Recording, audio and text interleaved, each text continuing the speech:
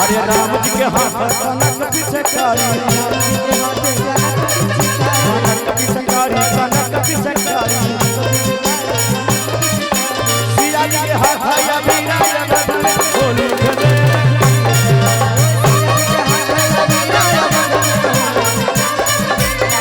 अरे होली खेले रघुबीरा हो,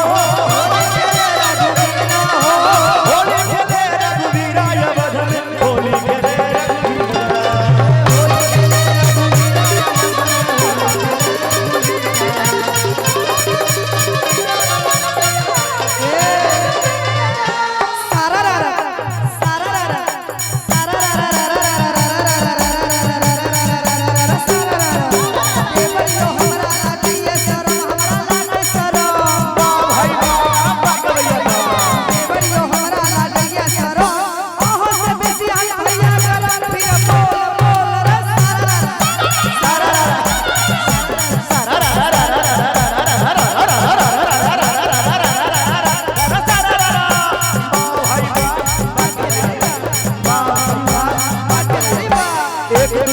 भाई नाया मसी,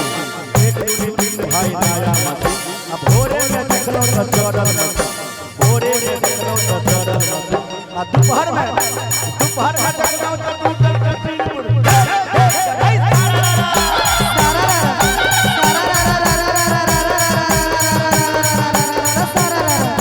होली महीना के सबसे हसीना हो, सबसे हसीना आई बा पकड़ाई बा, होली महीना के सबसे हसीना, याद करे बुढ़वा जवानी के दिन में बोल बोल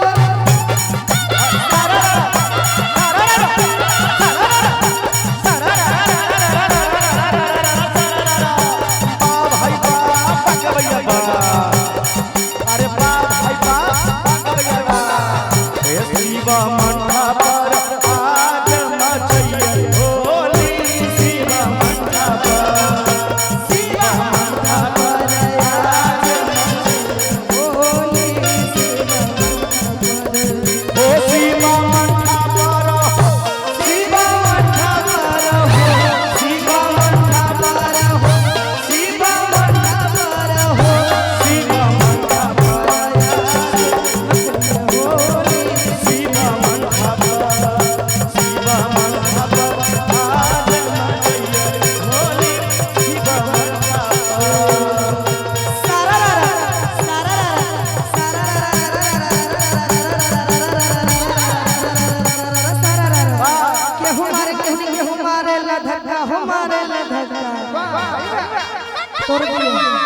आदमी थोड़ा सा उधर म्यूजिशियन लोगों को छोड़ दीजिए, बजाने में डिस्टर्ब हो रहा है,